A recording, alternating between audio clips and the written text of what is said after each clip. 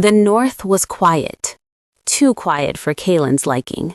When an alpha stops sleeping, when an entire fortress holds its breath in fear, and when love is stolen by magic, something far more dangerous is born. Kaelen Blackthorn, Alpha of the North, is no longer just a ruler. He is a storm wearing flesh. His Luna lies trapped between worlds, her bond severed, her spirit stolen. And tonight, the Alpha descends. This is not a story of restraint. This is a story of rage, loyalty, and what happens when love becomes a weapon. Welcome back to the Velvet Story. This is Alpha Reluctant Luna, Chapter 16, The Alpha's Descent. And once this hunt begins, there is no turning back. The north was quiet, too quiet for Kaelen's liking, the kind of quiet that settled before a storm. Inside the Iron Fang fortress, every corridor whispered his name in fear. His beta avoided his eyes. The healers stepped aside when he walked by. Even the wolves, his own men, hardened soldiers who had faced death and winter, lowered their gazes. Because Kaelen Blackthorn, the Alpha of the North, had become something else. A man carved out of fury, a storm wearing flesh. He had not slept in days. The bedchamber that once smelled of her, of lavender and warm moonlight, now smelled of blood and iron. He'd thrown out the silks, shattered the mirrors, stripped the walls bare. The only thing that remained untouched was her. Serenya lay on the massive bed, still pale as snow, her lashes casting soft shadows on her cheeks. The healers said she lived, her pulse slow, her body trapped between worlds, but her wolf had gone silent, buried deep beneath the spell. Kaelen had tried everything.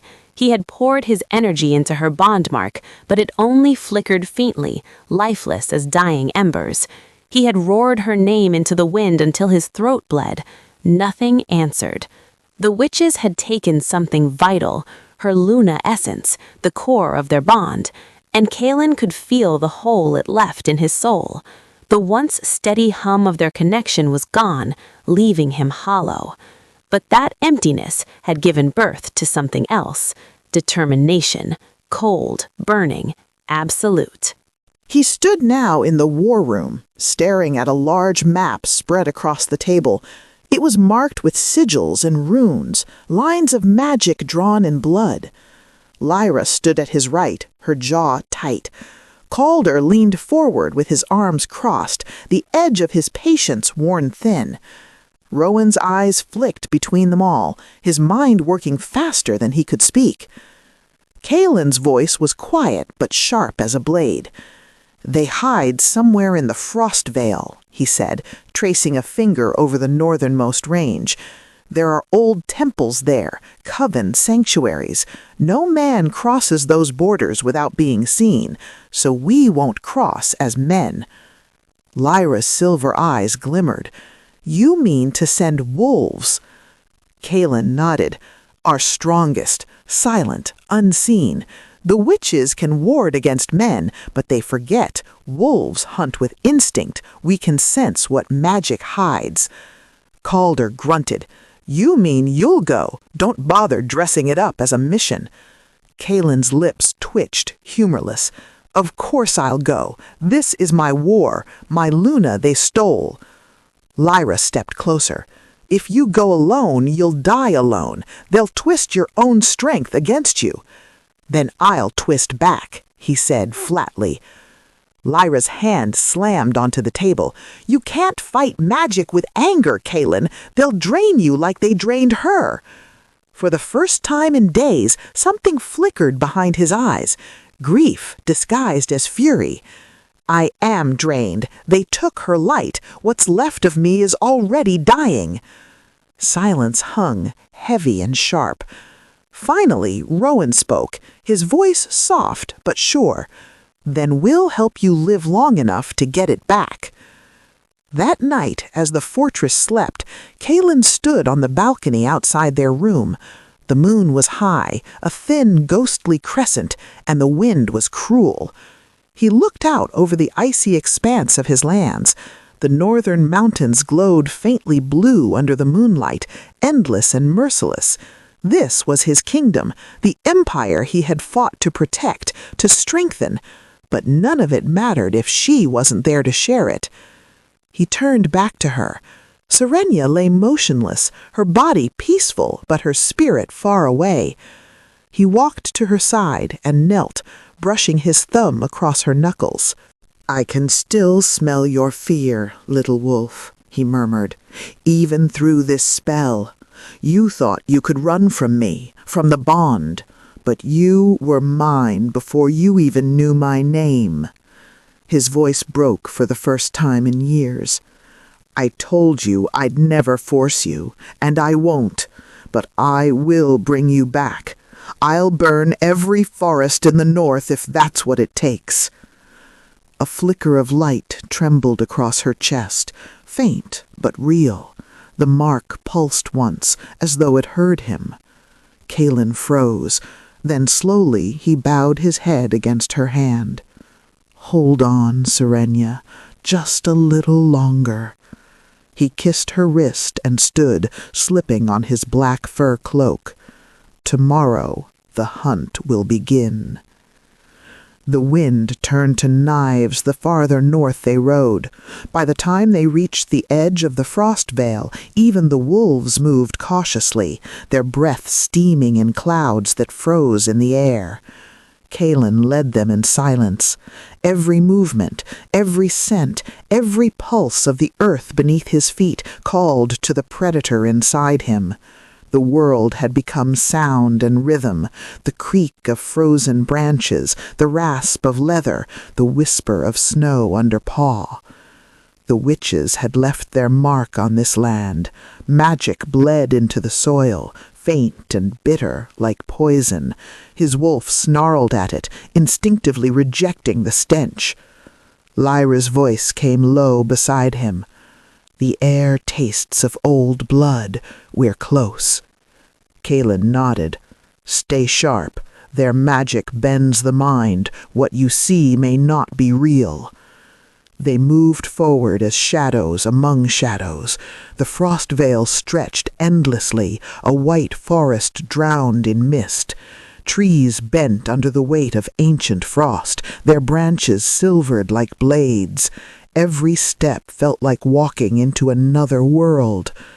And then, without warning, the silence broke. A whisper curled through the mist, not wind, not wolf. It was laughter. Lyra tensed, drawing her blade. Calder growled low. Kaelen lifted a hand. "Don't engage, not yet." The laughter grew, sweet and sharp and wrong. It slipped between the trees, echoing from nowhere and everywhere at once. Then the mist thickened, swirling, and figures emerged. 3 witches, cloaked in ash-gray robes, their faces hidden beneath silver masks. Their presence pulsed like a heartbeat. Kaelen stepped forward, his voice steady. "Where is she?" One of the witches tilted her head. "Alive, as we promised." His eyes narrowed. "Then you know what I've come for." Another witch's laughter chimed like glass breaking. "The Luna's shard, the bond you think makes you whole? You ask for what was freely given." "Given?" Kaelen's tone was lethal calm. "She didn't give it. You took it through deceit." The witch's lips curved beneath her mask. "Deceit is the sister of desire, Alpha. She wanted freedom. We gave her a taste. She feared being claimed, so we silenced the bond. We only finished what she began." Lyra hissed. "You twisted her choice. You fed on her fear." Kaelen took another step forward. Power rolled off him, dark and heavy, the air crackling around his body. "Return what you stole," he said, voice low and deadly, "and I might let you crawl away alive." The lead witch smiled faintly. You think you can threaten what you don't understand? You think the moon favors your arrogance?" Kaelen's eyes flashed gold, the alpha's dominance bleeding through. "No," he said, "but she favors mates, and you broke that law." He moved. One moment he stood still, the next he was upon them, a blur of motion, claws flashing. His power struck the nearest witch like lightning, sending her flying into the snow. The others shrieked, their magic flaring in ribbons of crimson and silver. The air exploded with energy. Lyra and Calder joined the fight, blades and claws against spells and shadows. Rowan darted between trees, disrupting sigils drawn in the frost. Kaelen fought like something unholy, part man, part beast, all wrath. Every strike was fueled by memory, Serenya's laughter, her stubborn defiance, the warmth of her hand in his. He tore through illusions, ripping the false forest apart until reality itself screamed. Then the eldest witch appeared, her robes black as night, her eyes glowing molten gold. She was the one who had led the spell, the one who had severed the bond. Kaelen froze, his chest burned. "You," he said, voice roughened by rage. The witch smiled faintly. "You shouldn't have come, Alpha. Then you shouldn't have touched what's mine." The ground trembled. He launched forward, striking with every ounce of fury that months of restraint had built. Their power collided, white fire against black frost. The forest lit up like day, trees splintering under the force. But witches were cunning. Every strike he landed, she countered with illusions, showing him visions of Serenya, wounded, weeping, whispering his name. For a split second, he hesitated. His heart stumbled. And that was all she needed. She struck. A ribbon of crimson light wrapped around his chest, burning through flesh and bone.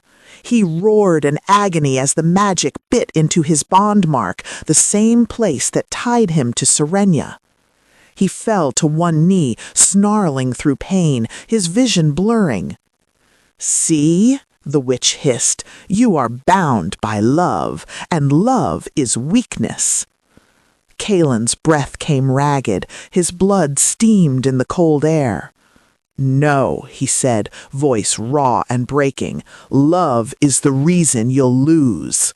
He reached into himself, into the hollow where the bond used to burn, and found it, a faint echo, a whisper of her. Not light, but memory, not bond, but belief. He fed it every ounce of strength he had left. The mark on his chest flared, not gold or white, but silver, pulsing like moonlight through clouds. The witch's spell faltered. Her eyes widened. "You can't." He moved, faster than thought, faster than fear. His hand closed around her throat. Power exploded outward, tearing through her magic like paper. The world went silent. When the light faded, the witch was gone, only ashes left swirling in the snow. Kaelen dropped to his knees, panting, blood seeping down his arm. The remaining witches fled, their laughter echoing weak and fading. Lyra knelt beside him, pressing her hand to his wound. "You're bleeding too much." He shook his head. "Doesn't matter." He looked up, eyes wild. "We need to find what they took." Rowan appeared, holding something in his hands, a small glass orb glowing faintly with silver light. Inside shimmered a spark, familiar, alive. Serenya's Luna Shard. Kaelen's breath hitched. He reached out, hands trembling, and the moment his fingers brushed the glass, the light pulsed like a heartbeat answering his own. The bond, it was still there, weak, fractured, but not gone. He looked northward, toward the mountains and the pale horizon. "Hold on, my Luna," he whispered, clutching the orb to his chest. "I'm coming home." The witches are gone, but the war is not over. The bond still flickers, fractured and fragile, and Kaelen Blackthorn has tasted what it costs to defy magic itself. Serenya's Luna shard is found, but restoring her may demand a sacrifice even an alpha isn't ready to make. Because some descents don't end in victory. They end in choice. Stay with the Velvet Story to discover what happens next in Alpha Reluctant Luna, where love defies fate and the moon is never merciful.